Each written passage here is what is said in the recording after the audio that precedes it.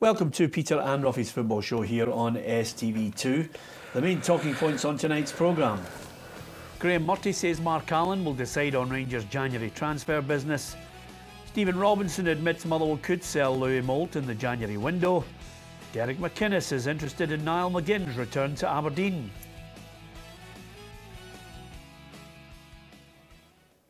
That's just a few of the talking points Alan Ruff and myself, Peter Martin, will be discussing on tonight's programme. It's Tuesday and our bookroom guest, I'm delighted to say, is Joe Miller, just back from delivering some chocolates around the country and here with us to talk about the football tonight and tomorrow. Let's have a look at the back page headlines to see what's occupying their minds. The Daily Record, Hoops go Comper. This is the story, Brendan Rodgers targeting RB Leipzig's centre-half Marvin Comper.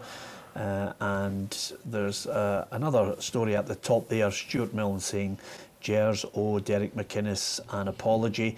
And there's another exclusive there, Louis Moult set to bolt with a link to Preston North End.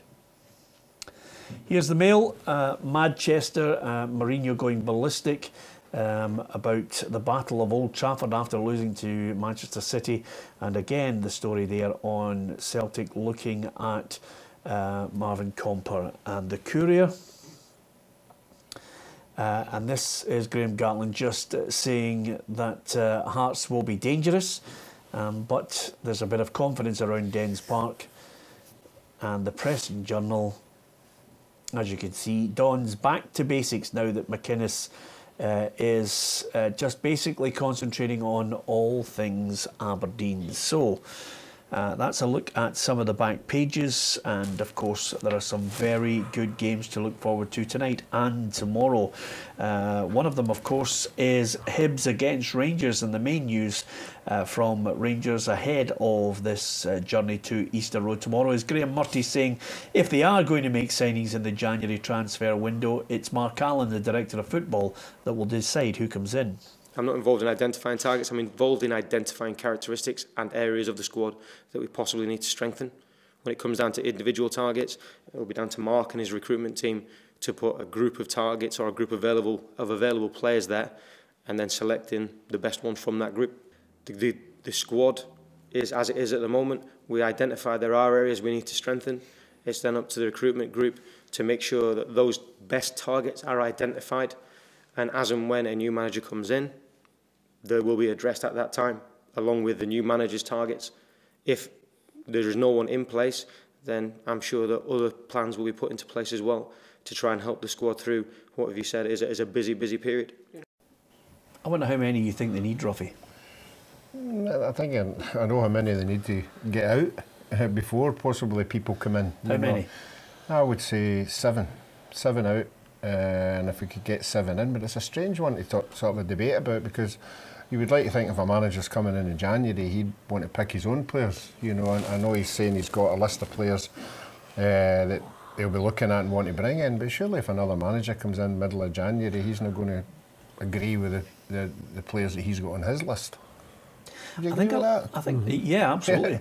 I think a lot of this is relying on how Graham Murty does short term here, Joe, because if he does okay and he gets a few more wins under his belt, a good performance in the Old Firm derby on December 30th, if he gets a win, you know, expectation goes through the roof, and I would fully expect someone to suddenly start throwing Graham Murty's name out as you know, a permanent possible manager. That's albeit if he gets good results.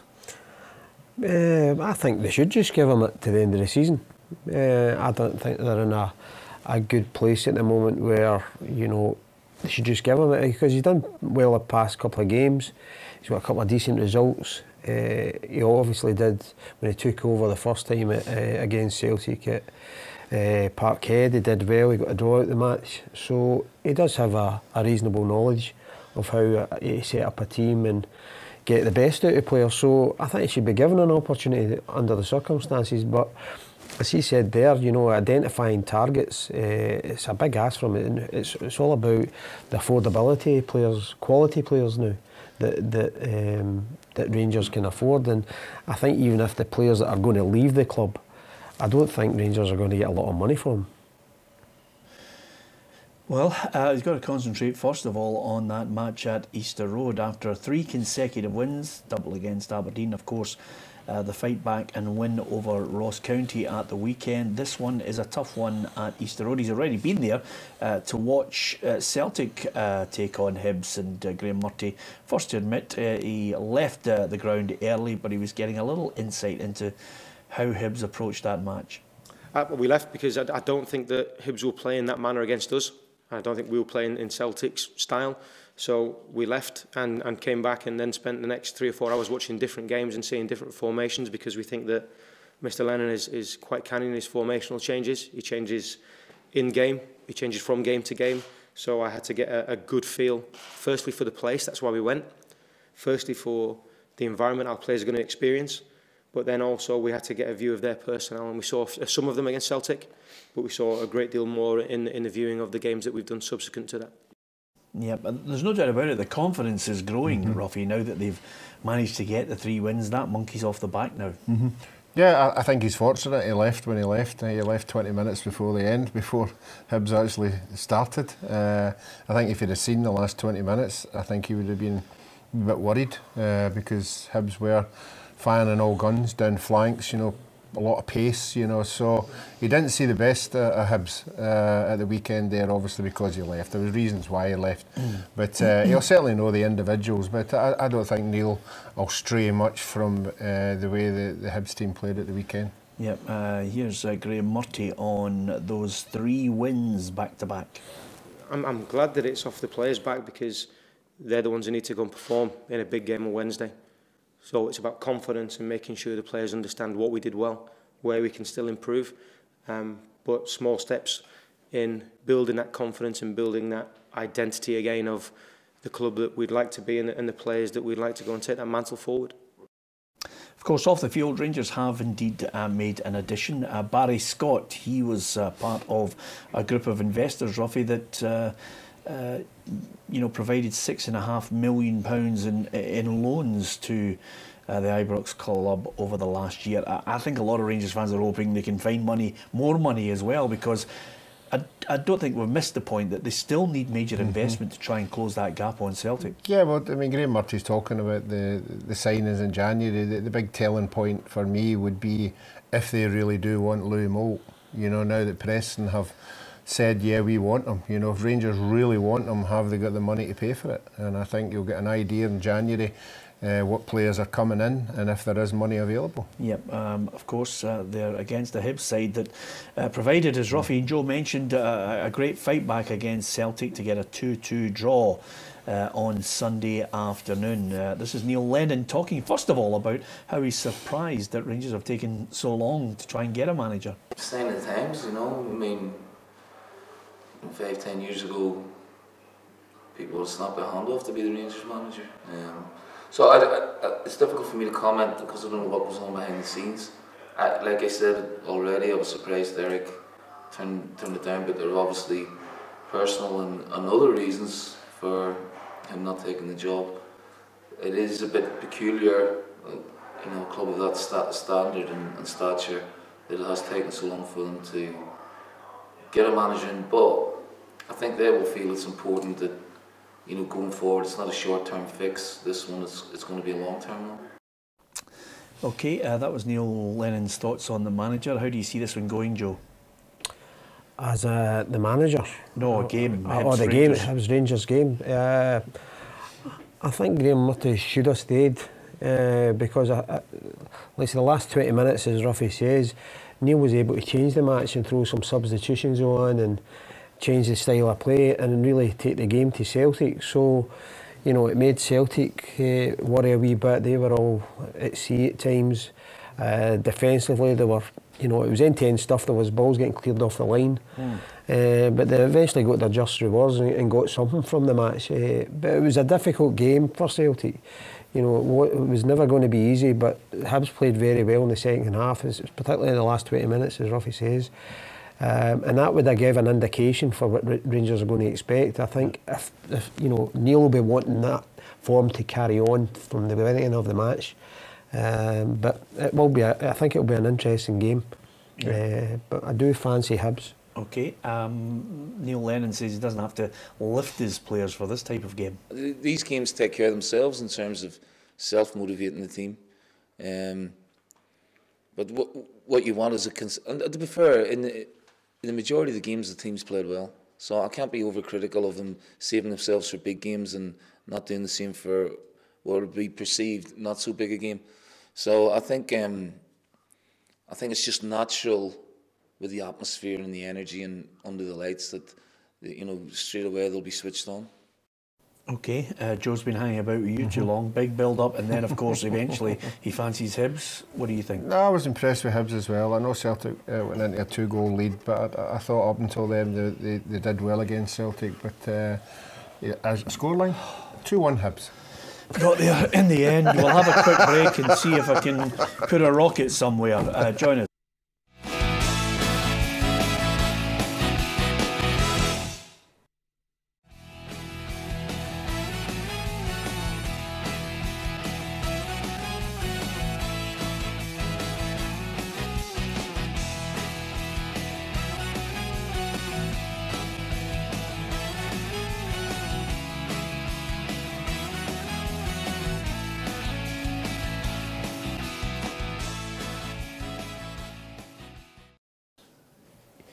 You had me believing I got that right, Joe. We were a year out. I thought it was. Yeah. And you used to be in charge at Clyde too. I was relying on you. Not that time. Okay, not in 1955, you're right. Okay, from the Hibs against Rangers, across the city tonight, it's Hearts against Dundee. Craig Levein hoping to add to his squad in the January transfer window, but he's just mentioned the fact that the Jam Tarts go into this game with a fair bit of confidence after that win over Motherwell. We've been trying every game to get 3 points. As I say, and I've spoken about it regularly, our confidence was a little bit low, and we're gradually trying to build that back up. Once the January transfer window opens, hopefully we can do a bit of business to help balance the side as well, which will help players. So it's a long process, but hopefully we've made one fairly significant step forward on Saturday, and hopefully we can do the same against Dundee. So they want to try and get another win, this time at Tynecastle. The one at the weekend, certainly. They dragged it out. It was a good goal by Kyle Lafferty. I'm curious to see how much money Anne Budge is going to give him in the January transfer window. Well, I'm seriously now looking forward to the transfer window, because last year's transfer window, I think there was 2 players went anywhere because nobody's got any money. Nobody's got any money to throw about. So the clubs that are talking about it, Rangers, Hearts, it'd be interesting to see what kind of money they're spending and what kind of players that they're talking about bringing in. And if they are talking about spending money, then the only people that will come good out of this is the supporters, because everybody loves new players coming into your club. So I think we'll just have to sit tight and see what they're talking about. Yep, of course, Dundee lost to Aberdeen on Friday night, but their assistant Graham Gatland says there's still a confidence about the Dens Park squad going to this game. We've tightened up a lot at the back. We're a lot more resilient. We're very adaptable, as you've seen on Friday night. We changed system probably 3 times in the game, but people probably noticed 2. So yeah, I'm confident going anywhere, going away from home to Hearts. We're confident that we're going to put in a performance, and I think if we perform the way we can, I think it could lead to a victory, and we hope it leads to a victory. But I think the players need to believe that more than us. I think they need to take confidence from their performance levels and know that when they play to their maximum and flat out, they give anyone a game.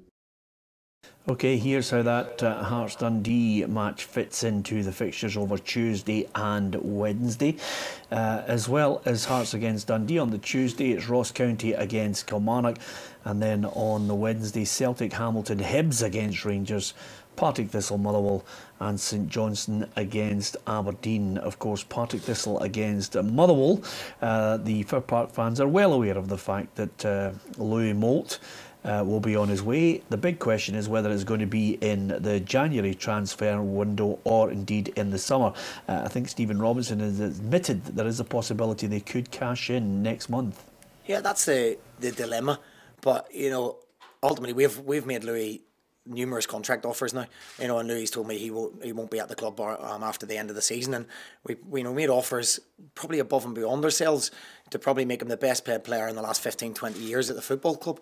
So he hasn't, you know, Louis indicated well within his rights that he's not going to do that. So we have to weigh up in January. If somebody comes in with the money that benefits the football club, then we may look to take that. If it's not, we'll look to keep him.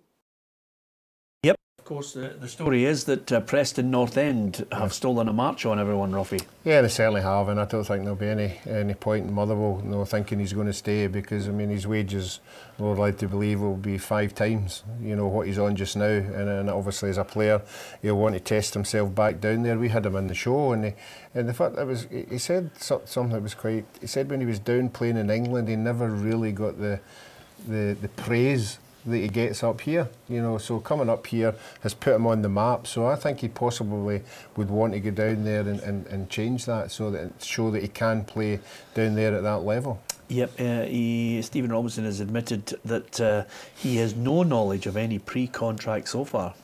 I don't know anything about pre-contracts. As I said in the written press, I'm not sure they're worth the paper they're wrote on anyway. Obviously there's a lot of interest in Louis, and we've spoke to clubs about Louis. They've contacted us and had the respect to contact us. So that's currently ongoing. There is certain clubs that have spoke to us and had the courtesy to speak to us, because we all know they're meant to do that there, but that isn't always the case. But they have had the courtesy to come and speak to us. Louis is well within his rights to speak to people. So that's where we are at the current time. Whether he leaves in January, Joe, or in the summer, he'll leave with his head held high. Yeah, I mean he's done a wonderful job for Motherwell, and scored a lot of goals. He's probably reinvented himself, as Ruffy says, where he's got an opportunity. Might feel he's got unfinished business down south, but I thought maybe if any of the teams here, likes of Aberdeen or Rangers, were looking to strengthen, he'd be an ideal acquisition for a Scottish club anyway. But he maybe have aspirations going down south.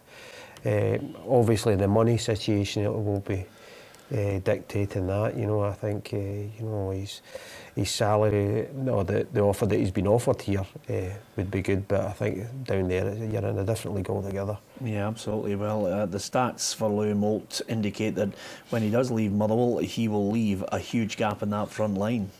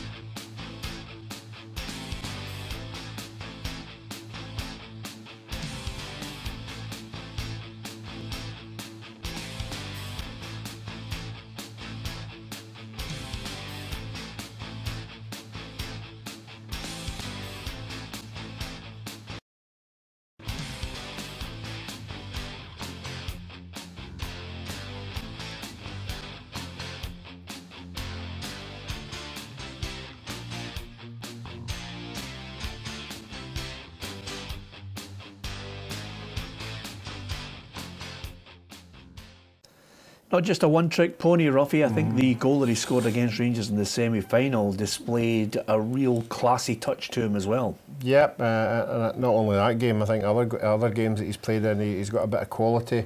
I'm sure any defence he comes up against, they'll know they're in a right good game. And obviously the stats there that are thrown up, you can see how important it is to Motherwell. So I think if Motherwell were accept some kind of bid, they'll have to use the money wisely, because he'll be really hard to replace. It always helps if you're up front with them, though, doesn't it? I mean, he hasn't hidden any of the facts about what he wants to do. I think the fans have cut him some slack on that. No, and I think Motherwell have done well.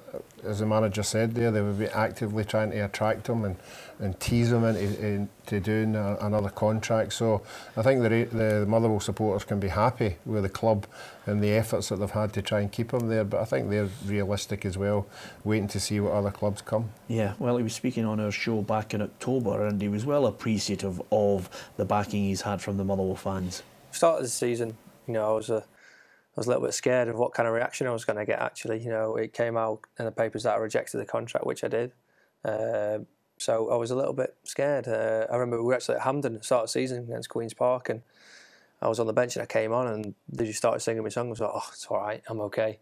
But, you know, the fans and the football club have been unbelievable for me, you know, since I've come up to Scotland. And I like to think they understand my situation. I know the football club does, you know, speaking to the manager, the players, the staff, and, you know, speaking to the fans also. I think they understand the situation I'm in also. Yeah, well, you two guys have talked about, you know, the clubs here in Scotland that might attract him, but if you have a listen to what else he had to say to us on his appearance on the show, I just get the feeling that family and finance will play a part in his decision. You know, finance comes into it a lot, like we spoke about. But, you know, me, my missus, Isla, my little girl, we're all from down south. Yeah, my missus, if I ask her, she would say, get me half an hour and an hour away from my mum, please. But we know that doesn't happen in football, or very rarely that happens. You know, I could go down south and I could be in London. That's 3 hours away from Stoke-on-Trent. So, you know, you have to kind of take it as it comes, really. And once you get the options, you consider, you know, what's on the table. So, you know, at the minute, you know, the seasons, you know, we're in the thick of the season, so I'm not trying to think about that, you know. Maybe in January I might have to think about it. Yeah, as you can see, Ruffy just has a huge batch of the same shirts in different colours. So it's Partick Thistle, the opposition for Motherwell. It's not going great for Thistle at the moment, and that hammering at the weekend from Kilmarnock. Alan Archibald, the Jags boss, admits it's had an effect on the squad. Yeah, look, the players have been fine. They're very down and embarrassed themselves by the performance and the result at the weekend. And the beauty of football, we've got a chance to put that right on Wednesday. It'll not just happen. We need to make sure we apply ourselves right and give our fans something to shout about, because we really let them down at the weekend. When the game went to 3-1, you could see that people started to feel sorry for themselves. That wasn't there. We never seen that up until that point. We'd never seen the previous few weeks either. So, and we spoke to the lads about that as well. They've got to stick together. They'll be stronger within the group in how we play. And then can we eradicate the individual errors? That's something we've got to do. Need a win, Thistle? Are they going to get it, yes or no? Yes. Yes, I think they'll get it, yeah. Just narrowly. OK, there you have it. See how you can have a word with them in the break and then suddenly they become more punchy, the two of them. It's incredible, by the way. Straight to the point, the two guys. OK, we're going to hear from Brendan Rodgers after this break, and of course, yet another question.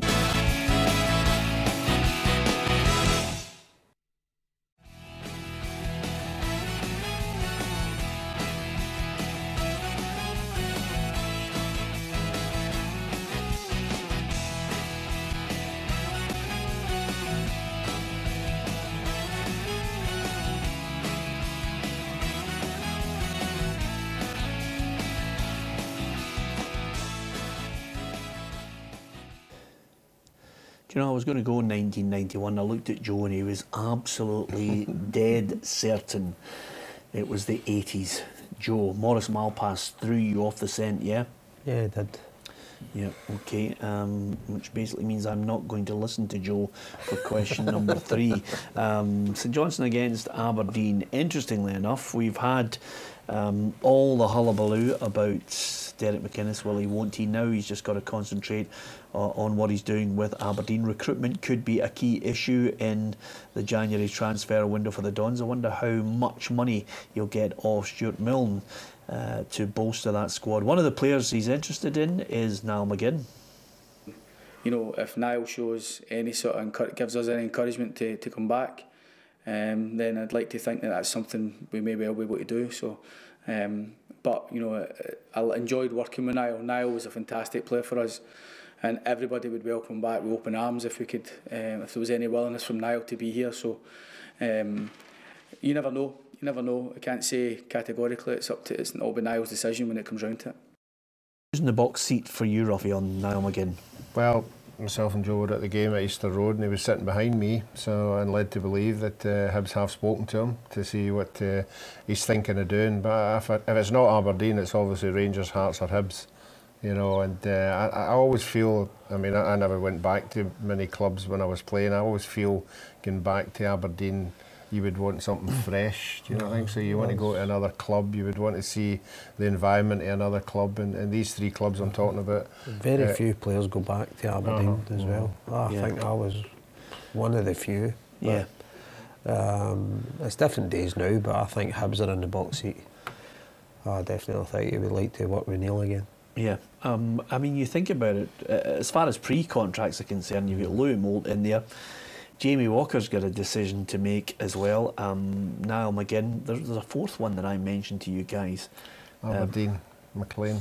Kenny McLean as well, all out there in the mix. Plus, of course, anybody else that comes out of left field. Let's not forget Celtic are sniffing about Lewis Morgan. So there's a few players out there to be had, but we'll see when Niall McGinn makes his decision. As far as the Dons are concerned, it's a game against St Johnstone off the back of that win against Dundee on Friday night. I think Derek McInnes now just happy to focus on matters on the park.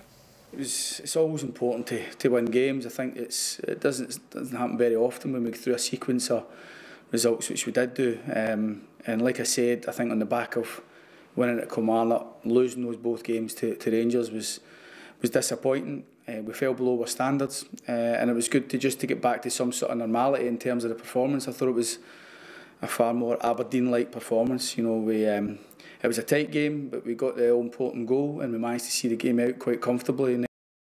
Okay, so it's St Johnstone against Aberdeen. The Saints boss, Tommy Wright, reckons they're not getting the credit they deserve. Are they coming back into a bit of form that suggests they could prove to be prickly for the Dons? Well, I'm only going on the evidence of the highlights that I saw at the weekend, and if you ask anybody from Hamilton, they would have said they should have taken something out of that game. I don't think St Johnstone were in that good a form. Most of the chances I saw were all Hamilton chances, and obviously they got a goal late on. So, you know, I think they've still got a wee bit to go, but obviously if they were to take something off Aberdeen, that would be the right way to go. Yeah.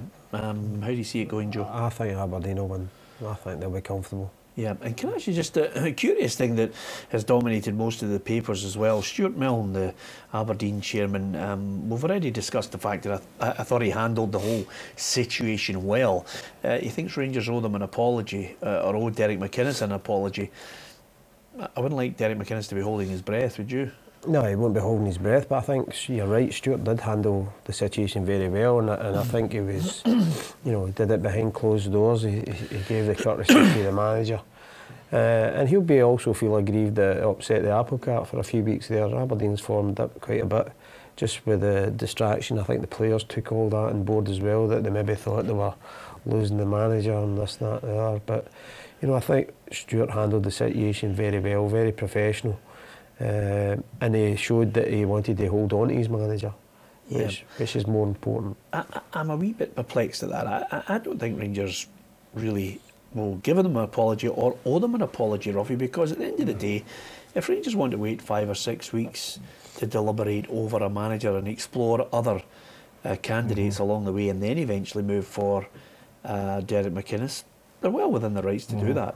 Yeah, I think so as well. I don't think there'll be an apology. I don't think anybody will be sitting at Ibrox, you know, drawing up an apology. No, but do you think they need to? I don't think so. No, I don't think that they need to either. I think Aberdeen will be hoping they don't get an apology, because there might be some words in there they don't understand. So they probably don't want them. Yeah, absolutely. It's going to be the word of the year, isn't it? Concomitant. Anyway, we shall move on. St Johnstone against Aberdeen, and now on to Celtic against Hamilton Accies. Of course, we now know that Celtic are looking forward to a game against Zenit in the Europa League. What do you make of that draw, Joe? I think it's a great draw. You know, Zenit over the past few years have been dominating the league in Russia, so I think it'll be a great tie. You know, it's up there with the Champions League kind of status as well. You know, they were unfortunate not to qualify as well. So they're only third in the league. Do you fancy them to win it against Zenit, or do you think they've got far more power? Well, I think it'll be an interesting game. I don't think Celtic have been firing all cylinders in European football. You know, I think they need to step it up a level. So it's going to be an interesting tie. I think it'll be more a level playing field, and I think this is the sort of competition that's going to test Celtic. This is what you'll be looking to do well in. Well, Brendan Rodgers has been linked with a move for RB Leipzig's Marvin Comper. Of course, he's definitely looking for a centre-half. Whether he gets any other players in, we'll have to wait and see over the January transfer window. But for now, all his focus is on Hamilton Accies. Martin always gets his teams very organised, very difficult to beat. Again, an honest group of players that work very, very hard, make it difficult for you. And every time you play against Hamilton, you always have to earn the right to win the game. They played well in their game at the weekend against St Johnstone, but like what Tommy's teams do, they hang in there and hang in and eventually get the win. So we'll expect another tough game from them. But of course, we are at home. We want to impose our way of working and our style on the game, and hopefully that brings us the 3 points. You know what it's like, 2-2 makes 5. Do you think there's too much to read into Dembele and, well, first of all, Griffiths not appearing in the game against Hibs? It was Odsonne Edouard. Some would say he deserved his opportunity. I think some people are actually saying, oh, Griffiths will be wanting a move.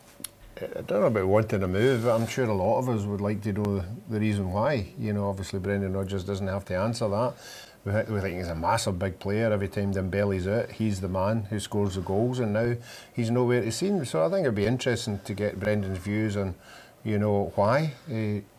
Maybe he thinks he needs a rest, but if he doesn't come out and tell us, if he doesn't come out and tell us what it is, we're going to start making up things. Yeah, but can a manager not just decide, wait a minute, I've got Edouard who's had to sit, kick his heels and wait for his chance.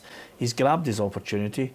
He scored the week before again, Joe. Is it not just a simple case of, okay, you hang fire there? But Peter, every time Lee Griffiths comes on the park when Dembele's not there, you can see he wants to be number one. Now, as it is just now, he's not even number one, he's 3. And you can see by his body language that he's not happy with what's going on. And unless Brendan Rodgers has obviously had a word in his ear and told him why, then obviously sometimes you get a player who becomes unsettled. Okay. I don't think we're talking about moves or anything like that. I also what is unsettled? I'm not happy. Oh, you know, like he is the kind of guy, you know, that could throw the dummy out the pram, and we've seen it before. So I mean, what I'm saying is, if it doesn't get cleared up as the days and weeks go on, everybody's going to start making up their own mind why. See, we're in that position because the manager's got a system, a style of play that plays when it's either one or the other. I mean, but I think you're used to it, and quite a lot of us are all used to it where they play 2. But if you've got 2 strikers who can score goals, why don't you throw the 2 of them in? Play the 2 up front, you know. I think that's it. That'd be the best way to go. But and see how they develop and work with each other. Well, hold on a minute. You played with Andy Walker. You played with Mark McGee. You played with Frank. Did you ever get to the point you thought, I'm unsettled? He hasn't picked me. I want. No, you were always wanting. You were obviously in a huff if you were left out or whatever. But that's always the case, and it's quite hard for, whether they like it or not, it's hard for players to accept not playing every week. Albeit you might be getting a rest, the manager might think that you need a rest or whatever, but at the same time, if you've got strikers there who can score goals, then play them. I think that's the way I feel. Here's Moussa Dembele's take on the competition for places, including, of course, his battle with Lee Griffiths. Without us, you know, it's always been a competition between me and Lee. Sometimes we play both up front. So, you know, the manager picked the team, and we just have to show our qualities. And yeah, but I'm happy with that, and I'm a competitor, so I'll take the challenge. Yeah, it can change from time to time. Is he number 1? I would say with Brendan Rodgers, he's number 1. You know, when the big games come along, if he's fit and available, he is the number 1. You know, but all I'm saying is, I think if you were to speak to Lee Griffiths, he would say, and what I've done on the park when he wasn't here, I deserve to be at least number 2. At this moment in time, he's number 3. He might play the one. It's also down to game time as well. You know, Lee's had a great opportunity. He started the season. He's been in the side playing well. Moussa's been you know, short. We'll come back to it, Joe, well, we'll after come the back break. to it.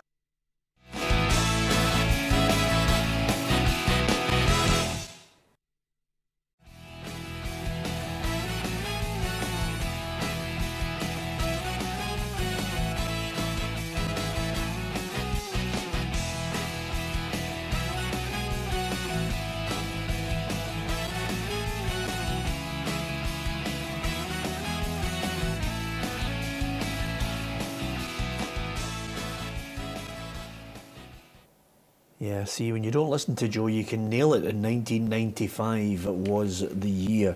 Okay, let's move on to Hamilton Accies, because they can cause problems, Ruffy. Quite simply, I was impressed with them. I mean, I'm like you, as far as the game against St Johnstone.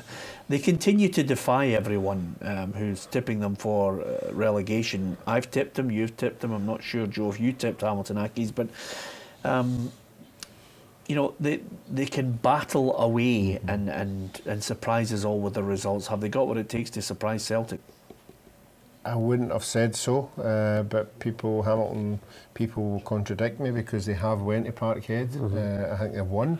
Yep. They've put up a good show. They're very well organised. Martin's got them very well organised. If they can nick something, catch Celtic on a bad night, but I just think Celtic will be smarting from the result of the weekend, and if Celtic score quite early on in the game, I would see them running out maybe 2 or 3 winners. Well, the Accies boss Martin Canning has a game plan.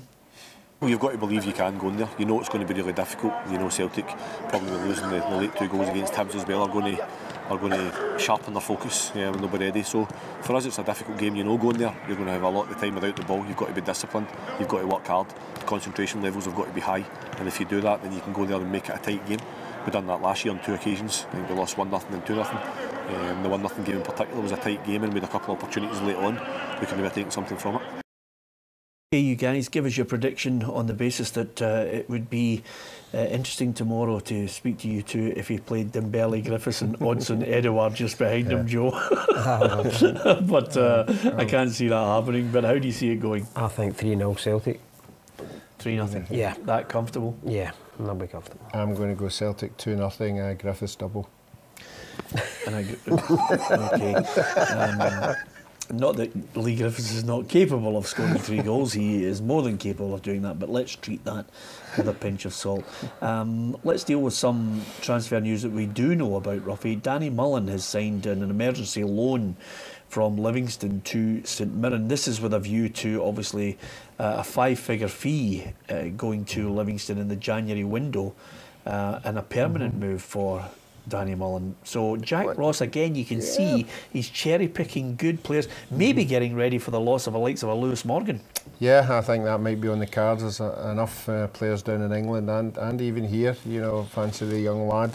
But it just shows you St Mirren's intention from where they were a couple of years ago. You know, they will still believe that they can win this league, you know, and obviously the owner and the manager would have to come up with a couple of signings, you know, to keep pressure on Dundee United, because they look as if they've maybe got their act together at the right time. But no, I think St Mirren bringing in players like that might just give Dundee United a wee fright. Yeah, strangely enough, you know, we are always waxing lyrical about Jack Ross on here. I think if they run Dundee United close is one thing he deserves tremendous credit for, but you can tell the way he's going here, he wants to win this. I mean, that's what he said to us last season when they were trying to avoid relegation. This season it's all about battling for the title. Yeah, I mean, he's done very well, even since he started management, and you know, there is that gradual progression, and I think quite a lot of it's down to whether, you know, the club, the chairman, and, you know, the backs you in a way,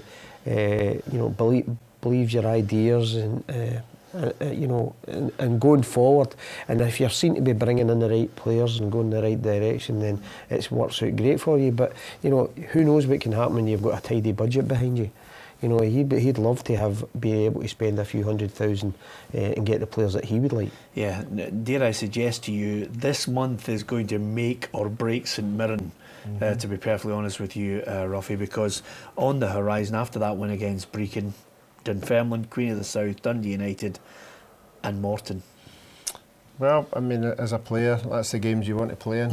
You want to go on some kind of run, and certainly in these games, I'm sure if he's looking at the fixtures as you are, he'll be looking at them saying, look, there's every chance we could win them, and I think they'll have to do something like that, because obviously Dundee United will be looking at their fixtures and thinking that they can go through the next 4 games undefeated. So I think it's whatever team slips up and maybe not winning 2 out of 4, and then that wee gap will appear. Who did you pick to win the championship, Joe? Dundee United. Yeah. I thought they've got a right good chance. They were unfortunate the past couple of seasons, but they seem to have got their act together. I think they'll do well.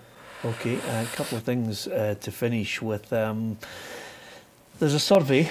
You know what it's like, Ruffy? Surveys. 3,000 fans took part, and quite a lot of them are talking about the fact that 15% of Scotland fans in this survey want to stay at Hampden in 2020. Now, you know, you can debate it till you're blue in the face on this one. You know, the cross section, where were they taken from? You know, how many people were Celtic or Rangers fans or whatever.